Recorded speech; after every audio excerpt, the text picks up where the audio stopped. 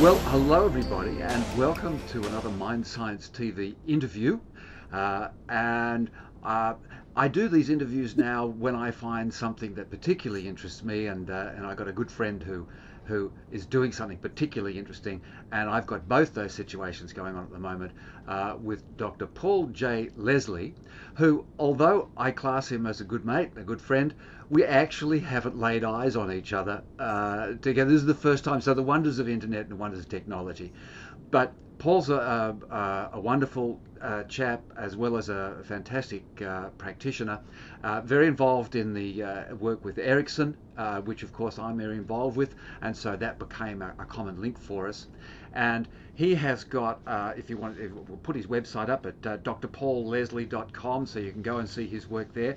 His blog, which I just absolutely love, and he uses the term potential, not pathology, which is what we're going to be talking about today. This nature of potential, not what's good with you, not what's wrong with you.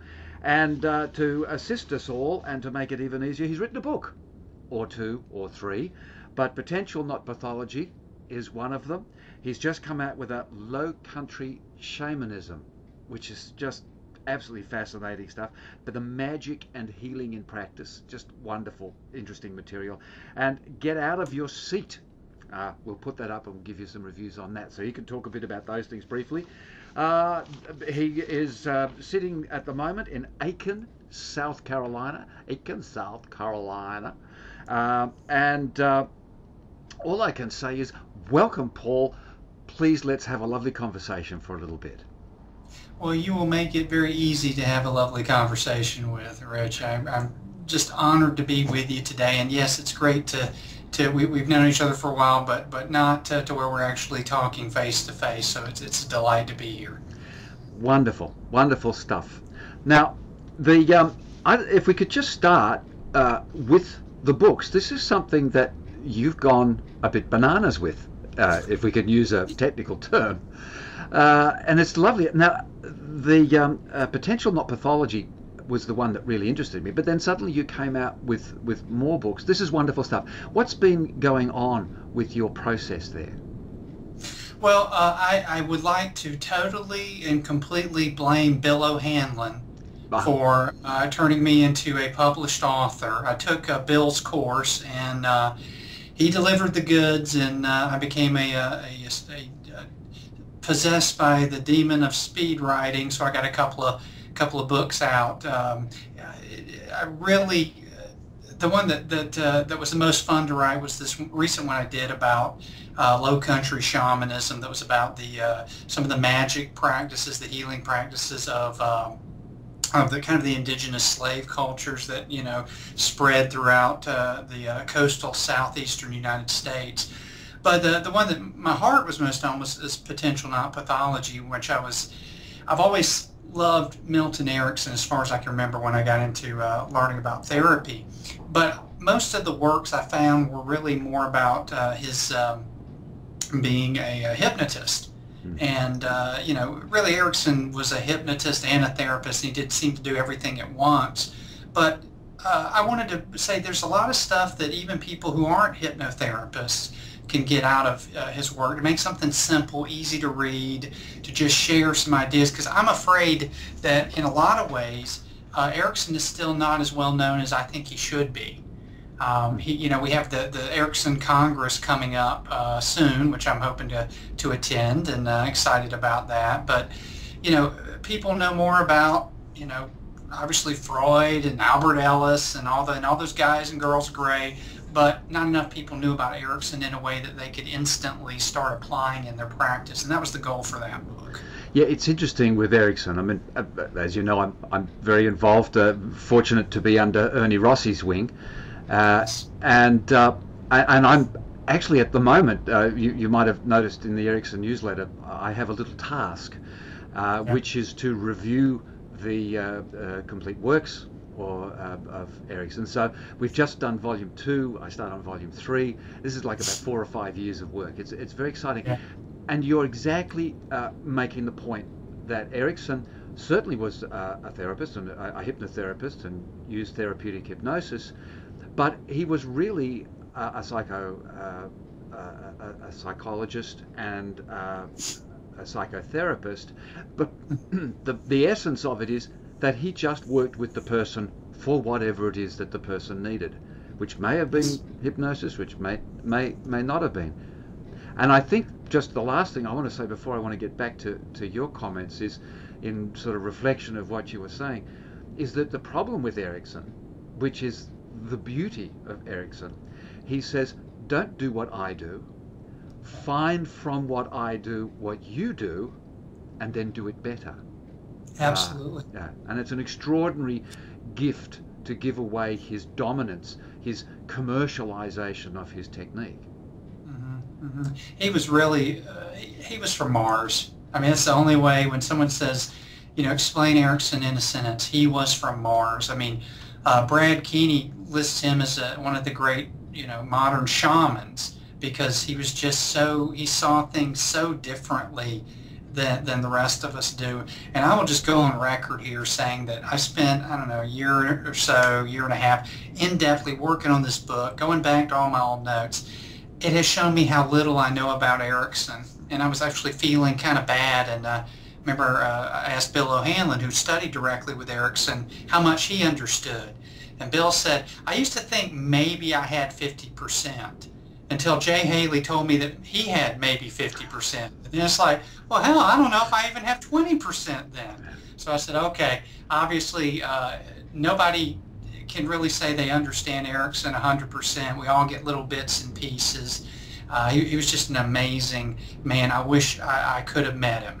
Unfortunately, I think I was about 9 or 10 years old when he died. So. Yeah, it's a shame.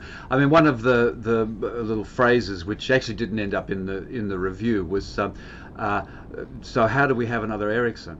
But then how do we have another Pavarotti? How do we have another Baryshnikov? It's not about having another Erickson, because we have Erickson, but certainly with my mentor Ernest Rossi, how do we have another Ernie Rossi? And Ernie is now terribly excited about the work I'm doing, which is different again and an extension of the Curiosity work that I'm doing. And he actually came to my workshop at the Erickson Congress in December. I just finished saying to the audience, and Ernie Rossi has taken me under his wing. You know how therapists get a bit, thinking about that. So the audience is sitting there going, oh yeah, sure.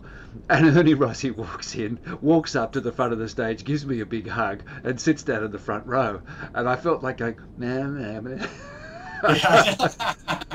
He's a great human being. Ernie is just a sweet guy. He really is a great guy. And he's taken his stuff elsewhere, as Bill has, as Jeff Zeig has, as Haley did, as so many of these guys did. Exactly what Erickson said, take it somewhere else. Now, but you've been reminding us, now there's actually also a couple of things you've put out, some audio tapes and some audio. There's one where I listened to, which was a reproduction or a representation of the Ericksonian or Erickson style of doing an induction. Tell me a little bit about that. Well, I put out one that's called a 3-minute trance, and all it is just paying attention to the body and really focusing on the body.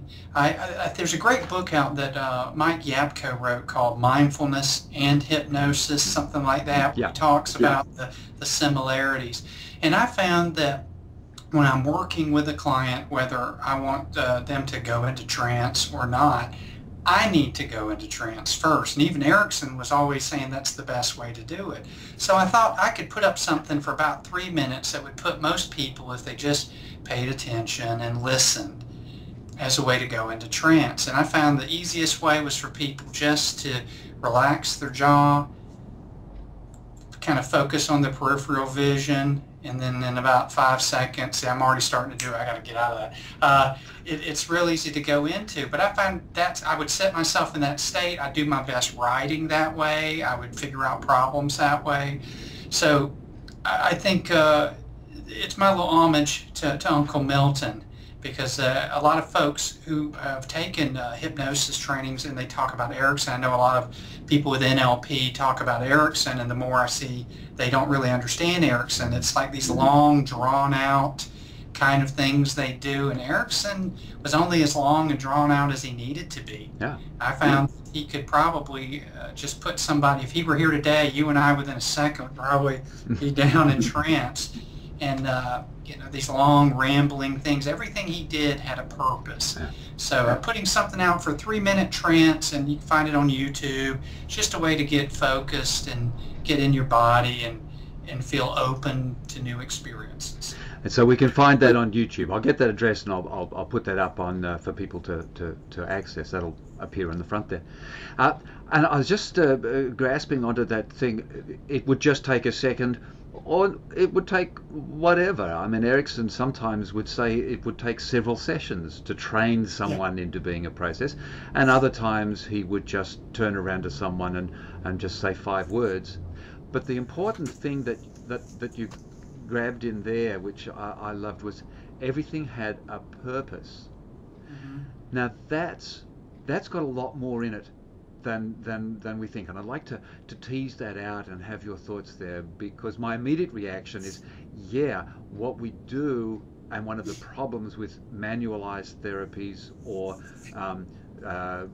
sort of, I suppose you just call techniques, or we just run by the numbers, is it's the lack of purpose that actually interferes with the process of engagement and of rapport and of all the rest of it. So could play a bit more. I'd love to hear some more of your thoughts on what purpose is purpose. Well, and that's a great question, because whose purpose are we pursuing? You know, it's like if our purpose, you know, what's the client come for? I can remember back when I was in my little internship for my master's degree years back, I had this young lady who had social phobia, and she wanted to get rid of the social phobia. So at that time I had to sit in sessions with a supervisor, the clinical director, and he would just kind of stare and look at me and then look at her. You know, no pressure for a new person here. We got the social phobia licked, but she, in telling us all these things that had, you know, personal history. I mean, her father tried to murder her mother, and she was 8 years old. She had to make the phone call 911 we have here in the States to call the police, and all this trauma and all this. And she thought she was done. Hey, I'm done. I'm feeling good. And my supervisor said, pulled me aside and said, "Why are you not willing to let her go?" I said, "Well, because of all this trauma, all this stuff. I mean, he goes, "She came for social phobia. Whose agenda is this? Whose purpose is this?" And I had to remind myself, even at that time, it's really all about the client. Now, with purpose, the purpose changes moment to moment, and that's one of the absolute things I loved about Erickson and any of his students, Steve Gilligan, all these people we've mentioned. It's like it's this dynamic flow. Some people have related it to the kind of the being in the Zen therapy, the Tao, if you will, if you want to go Eastern philosophy, of seeing what happens. And if the purpose, to me, the purpose is a way to start and to see what happens. Because you probably have had where your purpose is something like an anxiety, and the next thing you know, you're talking about some depressive symptoms or some, you know, past hurt that this person hasn't thought about in 30 years. And rather than reject, you go, "Okay, now hold on, we're supposed to be talking about this."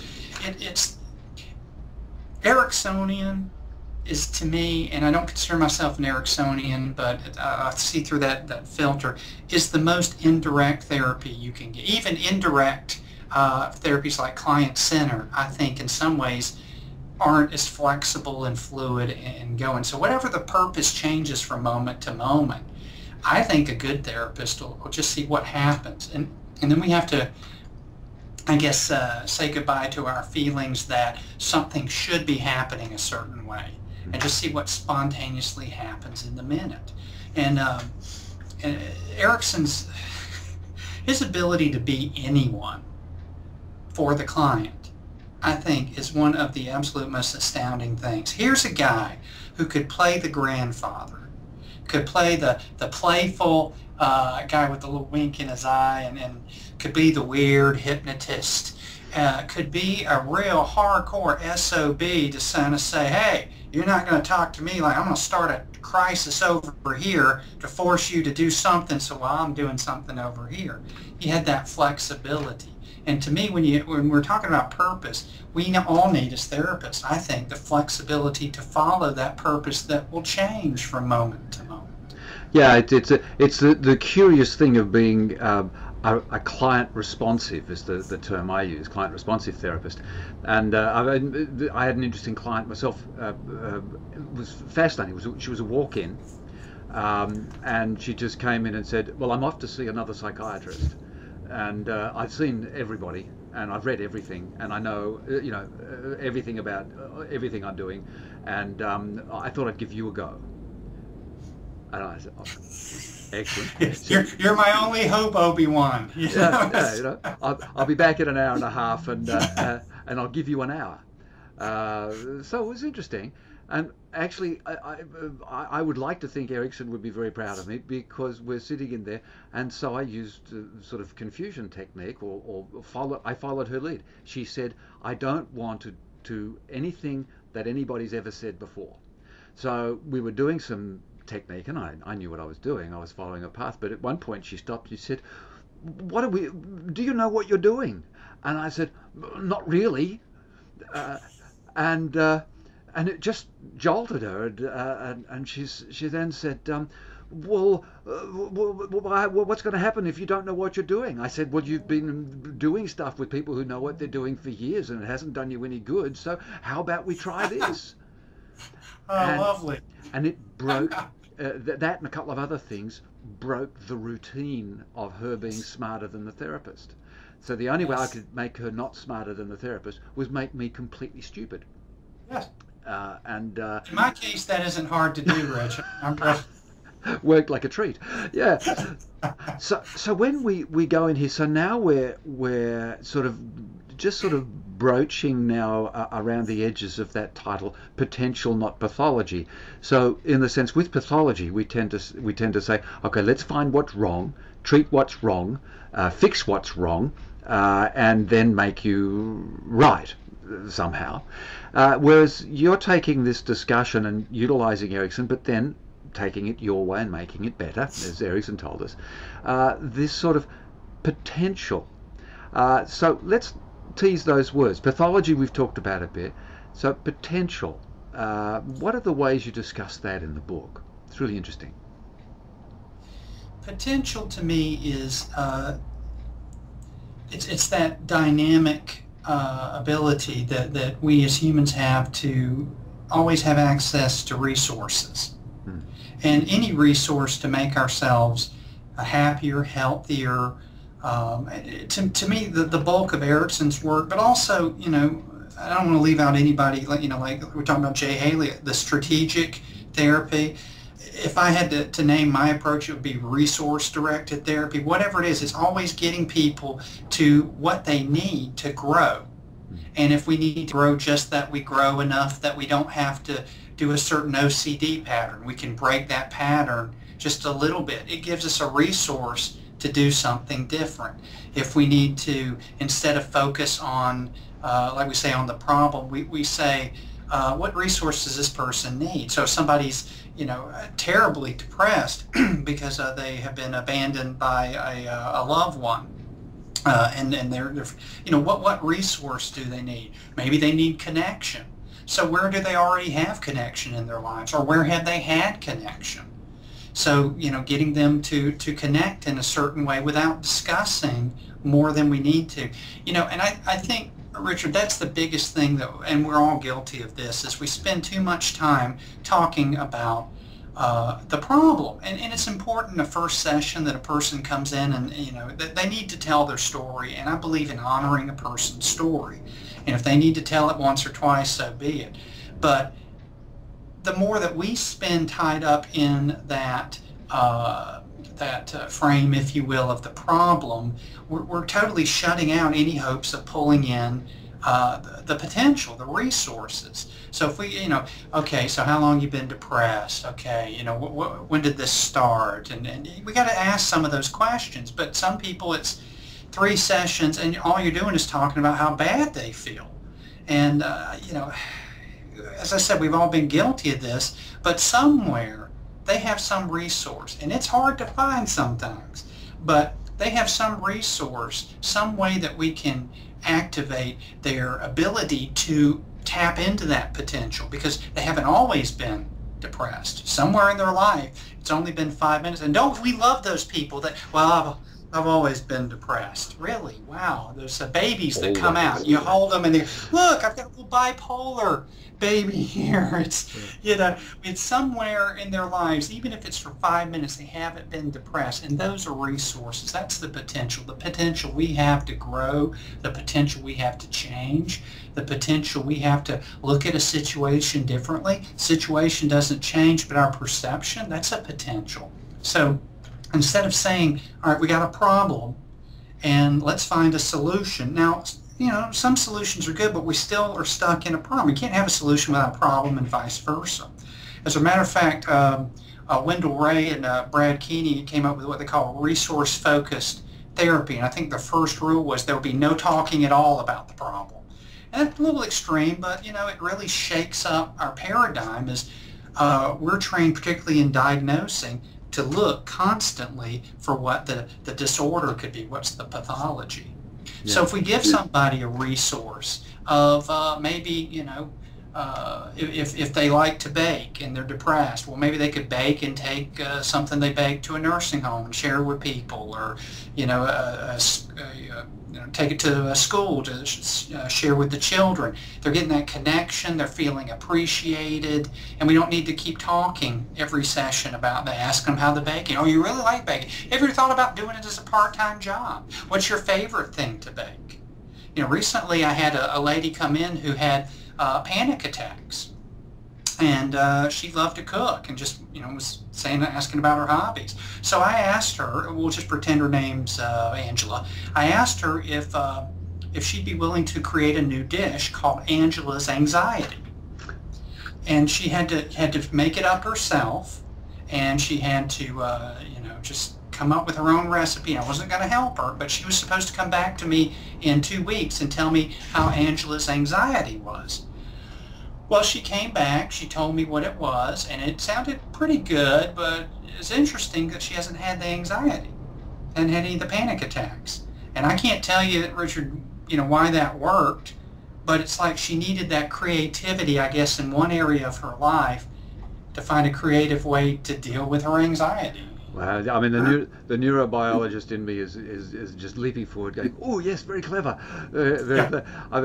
I mean, in the sense that I know it's only just suggestion as a discussion, but my head goes, you know, anxiety is an unrealistic emotional state about the future for which you have no knowledge. So you made her, and one of the things with anxiety, and Reed Wilson, of course, says this, is anxiety is very much our own invention. So that was just beautiful metaphor. Okay, you're in control of your anxiety, so much so that you can actually design it as a cake. I mean, that's brilliant. But going back in what you're talking about, we talk about the problem. I mean, now we understand, I mean, this new thing of memory reconsolidation, which is the stuff I'm talking about more, and Bruce Ecker is doing quite a bit and leading a charge there. This idea that every recall creates a reframe. And if we recall our depression and then be depressed and talk about its depressingness, then we reframe it and replace it back in our memory as depression that is really depressing, and we're still depressed about it. Absolutely. So that's just a nifty segue that I can see to take to your blog.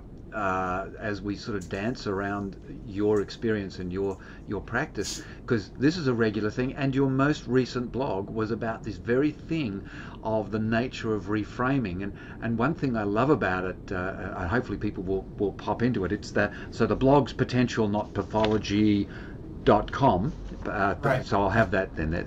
But you've actually got a picture of a frame that's empty. And it's just, as a purely just visual stimulation, I loved it. So you can talk about that blog about reframing or whatever else you want to go from, but that's now my mind is moving in there. Is it okay if we go in that direction? Absolutely, absolutely. To me, reframing is probably the most important skill that a therapist can have. If you know, we who kind of think utilization, we utilize what the client's giving us, but reframing, I think, is the core. And honestly, and you probably know this better than me because you're spending a lot more time with Erickson's notes lately, but so much of his work was based on reframing. Yeah. He was a absolute genius. I have never heard of anybody who could reframe so quickly, effortlessly as Milton Erickson. But I think it's an important thing because no matter how great your picture is, if it has that gaudy frame around it that makes your skin crawl, you're not really going to notice that what's in the picture. I can remember my grandmother had these pictures, and I'm sure that my mother and father will watch this, and I want to apologize before, but exactly what I'm talking about. She had these gaudy, I mean, just this big, to me, grotesque gold painted frames, and I can't even tell you what was in the picture because the frame was so, and it just kind of left a bad taste. I mean, it could have been the Mona Lisa, could have been the Last Supper, I don't know what it was, but I remember the frame was so bad. Well, the same thing is anything that happens to us when we put a frame around it. We almost lock in those neural networks of how we respond to something. And you know, if somebody says, "Oh, I've been through trauma," and that's locked into, you know, all the bad stuff about trauma to where it's a problem. If we can find one little way to reframe that, you know, seeing things in a different way.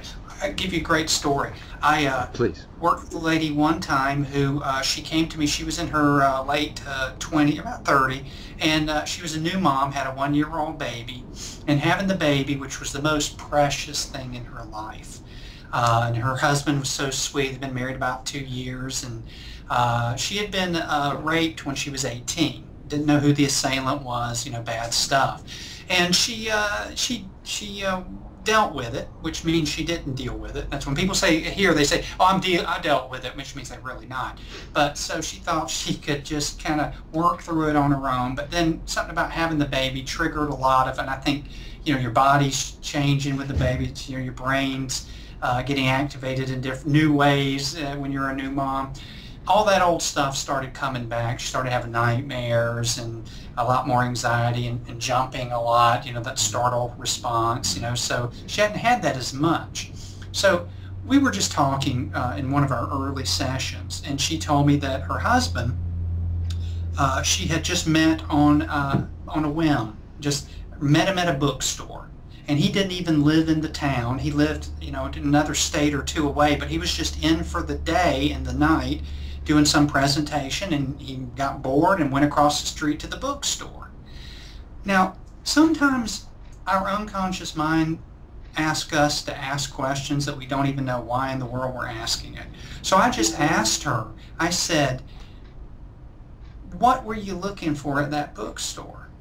And she says, thought for a second, she said, "Oh yeah, it was a book on dealing with sexual assault." Well, instantly I said, wait, you're telling me that if you hadn't been looking for a book on sexual assault, you wouldn't have met this wonderful man, and you wouldn't have the most precious thing in your life right now. And Richard, I'm going to tell you, that frame just fell apart, and a new frame was around that. Now, does she want to go through that again?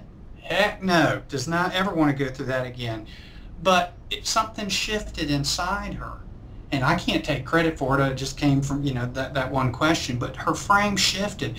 She did not have as intense of the nightmare. She still had some work to do. But that alone, it created those new possibilities in her brain, her mind, brain. They're kind of work together the way I look at it. Yeah. Actually, the mind, you probably agree with this too, the mind helps create the brain. The brain creates the mind, and kind of they work in together. And so now she had a new mindset so that her brain could be operating in a much higher way. And that to me is the power of reframing. I mean, simple example there. Yeah, no, absolutely. I mean, but the way I talk about, and some are talking about the mind and brain, is kind of the mind is a verb and the brain is a noun, and so it's our activity, the activity of our lives, of which the mind is an expression of that. So the biology can create the activity, but the activity can create the biology, which is just extraordinary, and it's the nature of the state of things. And we're extending now. I think, like, we got the frame and the picture and I like the way those gaudy. As you're saying, sorry, Mum, the gaudy frames. But what it was doing was I had started to get a feel more of three dimensions, which is the other thing that I think we need to work with people, because the brain's a bit of a catch-22. It deliberately and intentionally sets up habituation and habituated things. Use it the fire to wire, and the more you use it, the more it will do it. But at the same time, those stuck, predictable, repeated things are problematic when it comes time for change. So we have both brain plasticity and also brain security, sort of familiarity and rigidity. So it's tricky to always have this belief and understanding that even those things which are set still have the capacity to be changed if and when required. And I think that's the new phase that we're going. If it's working for you, if it's a good frame, if it's a good context, terrific. If you're really focused on one person because you love them and all you want to do is hug them and kiss them and give them flowers and make children and be happy, then that's a wonderful focus to have. But if this neurobiological capacity to focus like that is you focus and you hate them and you want to kill them and they're nasty and you're violent or they're the wrong religion or the wrong politics or whatever, that the neurons don't know the difference between wonderful things and unwonderful things. Right. It's actually our immune system that knows the difference. Exactly. And negative things make us sick, positive things make us better. So this reframing is finding the frame that I suppose Ernie Rossi would say is beautiful. Yeah, because challenge is a part of our life. I mean, if we're going to live long enough, we're going to have challenge. Hope so. Yeah. I think the problem is that number one, there's a couple of things. Number one, we believe we shouldn't have challenge. And we know what Albert Ellis would say about shoulds and musts, but it's that's life. And I equate it this way when I'm teaching psychology to my college students, is that the only way we can make our bodies stronger is like lifting weights and heavy things. But if we just pick the easiest thing, like a half-pound weight, and tried to, lift it over and over, it would take, I don't know how many months of trying to lift a 1/2 pound weight to do anything. Whereas you pick up something heavy, it's uncomfortable, it hurts, it stresses us, it puts stress, and then when we're finally done, our muscles are all the blood pumping in there, and lactic acid, oh boy, but we get stronger. Well, that's the same as life. If we, number one, think that we shouldn't have a challenge, we're going to fall apart. And if we don't see challenge as a way to balance ourselves. Have you ever noticed that when things are going well in one area, another area will tend to dive a little bit? I think there's just this natural flow of things that's the balance. And when we allow ourselves to be okay with lifting that heavy load, that challenge, whether it's a challenge in a relationship, in our finances, in our friendships, and knowing that's a natural part to give us that growth, that potential to experience the world in a new way and to learn, the ride gets a lot easier. And that in itself is a frame. Oh, this is growth, growing pains. As opposed to, oh my gosh, my life is over because my wife left me for the pool boy and drained out my bank account. Well, that's pretty bad too. But these are growing pains. These are the challenges. And I think that all those good chemicals get activated when we see things as a challenge rather than as a frozen state of despair. Yeah. I mean, you think things are stuck. I mean, then you get stuck. And here comes your anxiety and depression. It's like you can't get away from it. But now if there's a flow, a natural flow, in any ecological system, if there's a natural flow, everything's fantastic. in our brains. When there's a flow of the chemicals in a good way, it's on. But anything you get, oh, hold on, you're getting too much of that dopamine built up at that synaptic site. Oh, why are you starting to see things and hear things, and something's wrong? We need that flow in our lives, our emotional lives.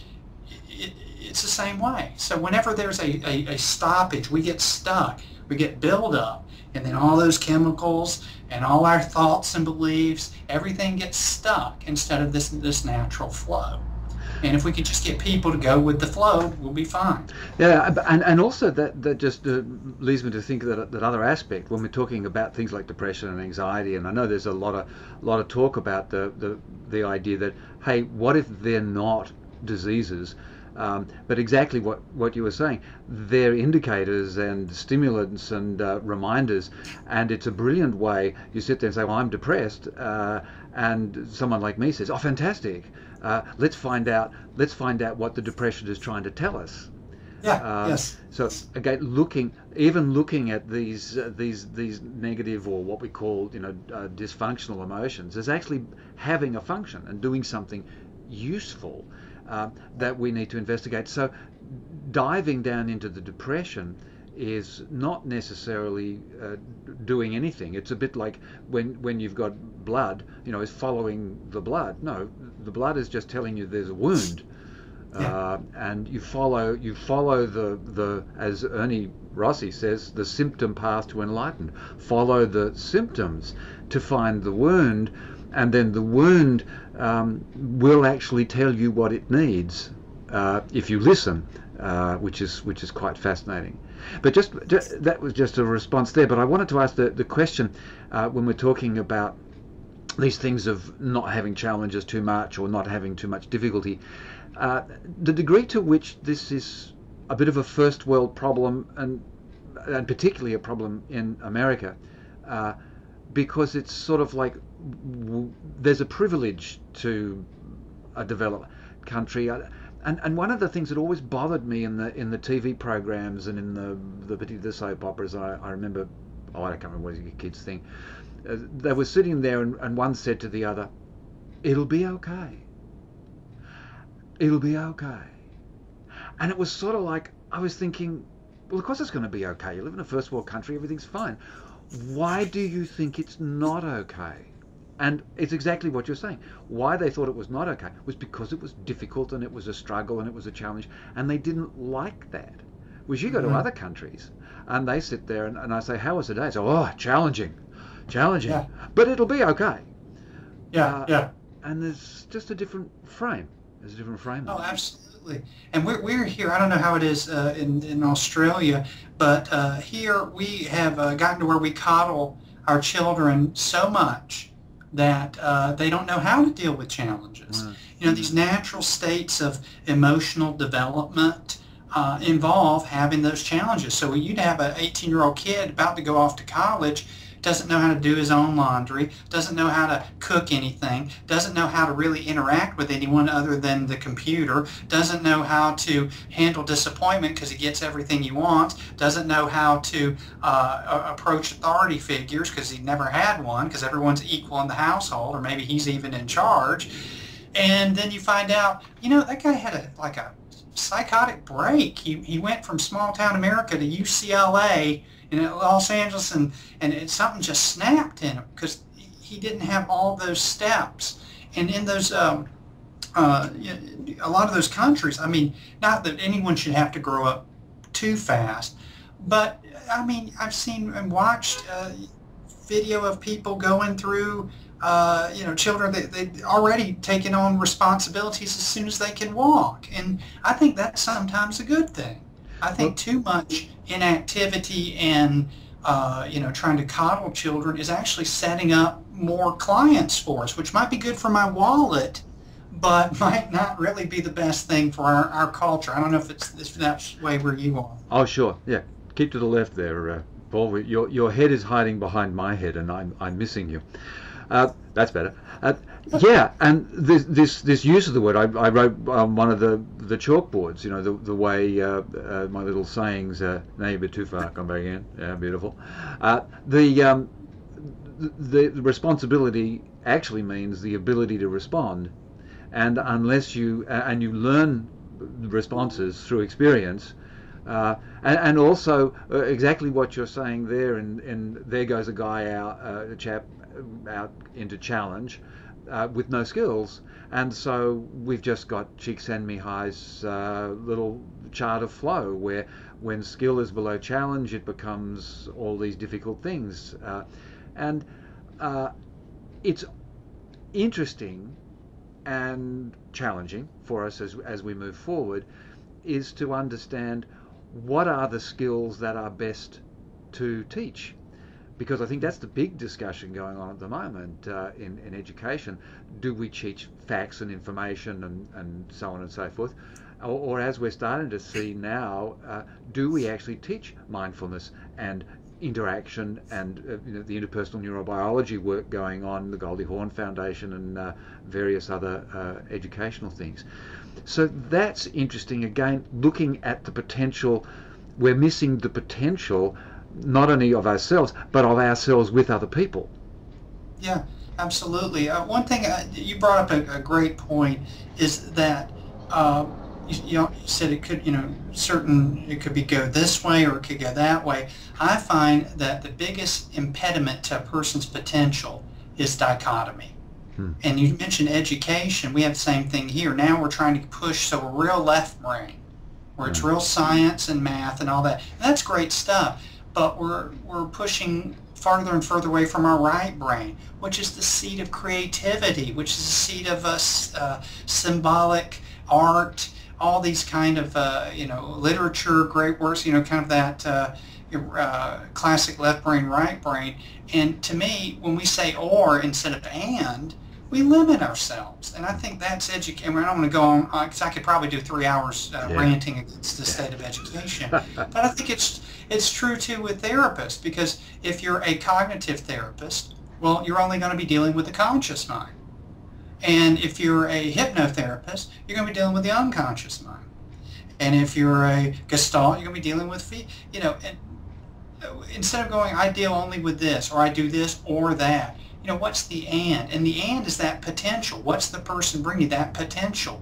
I don't consider myself a cognitive therapist, but just the other day I spent a lot of time talking about people's beliefs and their thinking, and the client needed to hear it. But then I also, did something that might be more Gestalt based, but I don't even think of it that way. I think that when we say it's and, we give ourselves permission as therapists, as people, to be creative. And I think that's the greatest thing. The more creative we are, we can solve any problem. I mean, I might be a little hot pie in the sky here, but I really think the more creative we get. And you look at Erickson's work, if there's one word that always came, it's always creative. Yeah. Mysterious and creative. Yeah, Susie and I have been, Susie, my wife, for everybody who doesn't already know, but we've been using a particular phrase for therapeutic outcomes for quite a while now, and we really kind of have got so used to it we forget that people don't think about it, but we talk about beneficial change. We don't even think about cure. And someone says, oh, but don't you want to cure someone? We said, well, yeah, well, that's a beneficial change. But cure is not necessarily sometimes a beneficial change. Sometimes cure is a real problem. I had someone a while ago who had a bridge phobia. So she literally would be driving across a major bridge, and she would stop halfway and have these great panic attacks. It was a bit problematical when in Sydney, where our city is divided by a bridge, so she would have to be a passenger and put her hands over her eyes, and that was the only way she could make it. And we worked through the therapeutic process of discussion and all the various processes of trying to find out and working with the issues. And we uncovered masses of other issues, not only in her conscious mind or an implicit mind, but also in her body with her health. And the correctly or incorrectly, but I think safely, I came to the idea that actually she was projecting and sublimating and doing all those types of things, everything into this bridge phobia. So she was actually able to manage all kinds of things because she pushed it all into this bridge phobia. So what I actually sent her out to do, again, good therapists are very bad for their own income. I said, no, we're not going to spend X amount of time doing the bridge phobia. You need to go out and learn how to manage this area of your, she had a liver issue, this area of your mind, this area of the thing. Because I said, I could get rid of your bridge phobia, but I think the rest of your life would fall apart. So in the sense of what you were saying before, what did they come to fix? Sometimes, like your client with the social phobia, we dealt with that and what's the agenda. But the other one is that difficulty of the catch-22 of what she came to fix was actually what she came to understand why she used that. And it was very interesting. And she went off and she did all these other things, and the bridge phobia went away. Oh, cool. That's great. Yeah, again, that's the purpose, It's like the purpose changed. The purpose for you changed when, it started out bridge phobia, but then your clinical insights said, okay, well, the purpose of this has to change. And that's that spontaneous arising in the session. Yeah, definitely. Yeah. And mutually agreed. I sort of realized it, but she started realizing it too. So I didn't. I don't feel I imposed the idea. She sort of said, "Oh yeah, that sounds yeah. Every time I have one of these problems, my bridge phobia gets worse." So it was interesting. It's just a matter of listening. So what's coming up next for Dr. Paul? Right now I'm just the focus lately has been on for the past year and a half of my life is to write as much as possible and to put myself out there. But I think I'm going to kind of spend more time working on my craft. It's real easy to get distracted writing and all this, but I've gotten to where I'm seeing a decent number of people, and I'm fortunate that I'm working at a place that gives me a little bit of everything. I think every therapist should spend at least a year or two, minimum, working with cases that are difficult and that are challenging, like the bipolars, the schizophrenias, those kind of things, because you find that once you've done stuff like that, or at least I should say I've done it, I get real bored when the worried well comes in. Doc, my son, he just doesn't know where to go to college and he's depressed. I'm like, is that it? I mean, seriously, I'm getting bored now. You're not cutting yourself? Tell him to go start cutting himself, then bring him back, and then that'll be a more interesting problem. No, I wouldn't say that, but no. Although I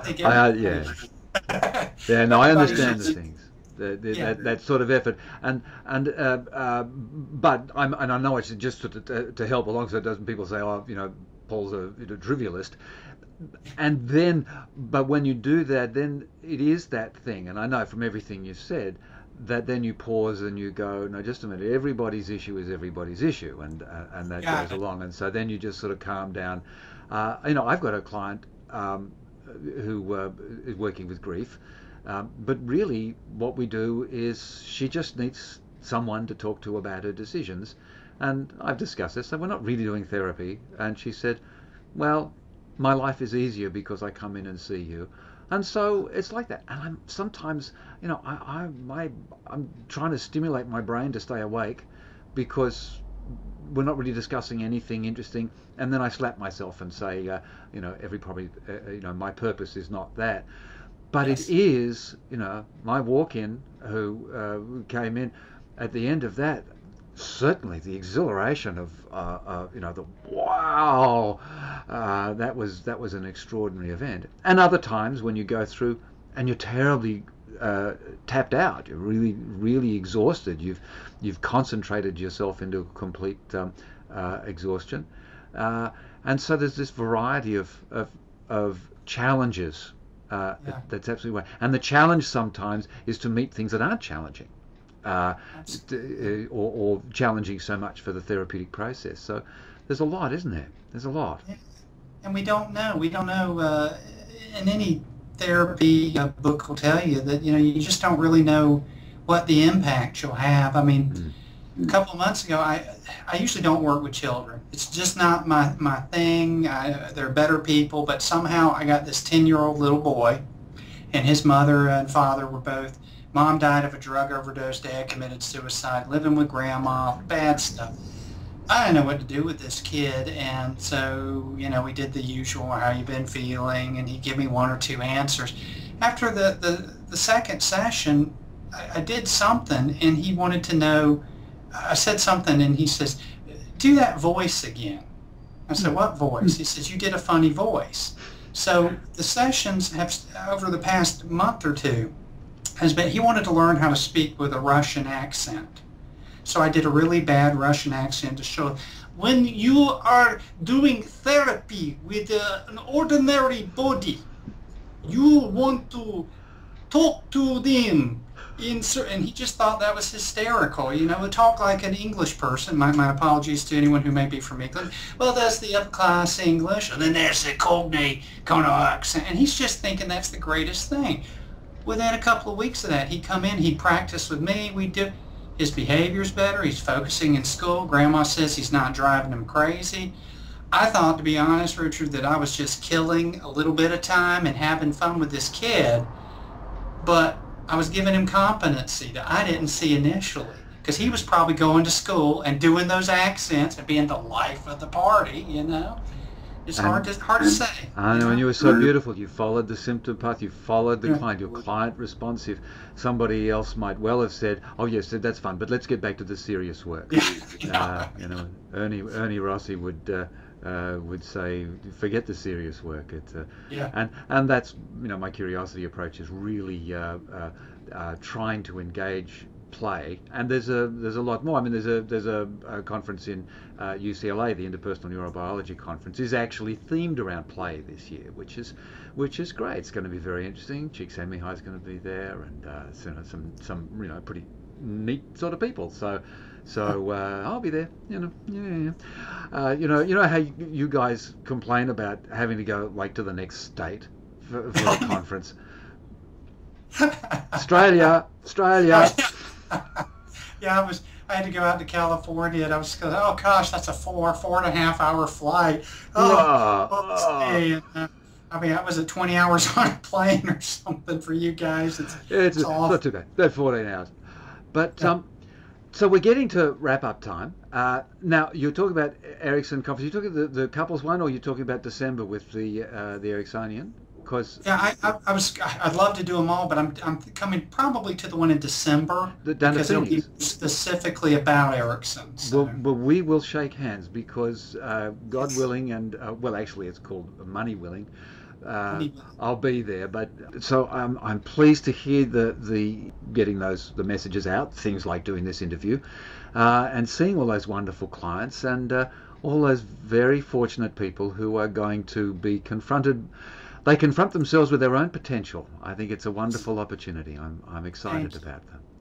Well, thank you, and I appreciate you talking to me today, Richard. You're doing a lot of great work. As a matter of fact, anyone who goes to my blog will see a nice little interview with Richard Hill, where he talks about his curiosity approach, and it's one of my more, the readers tend to like that particular one, one of the more popular ones. So you're out there, you're putting your stuff, and I think good things are coming both our way. That's fantastic. We're doing our due, so that's a good thing, if I can be American-ish. Anyway, so for now, everybody out there in Mind Science TV land, we're going to say goodbye to Paul and goodbye to you, and we just thank Paul so much for giving us the time, and thank you, good sir. Bye for now.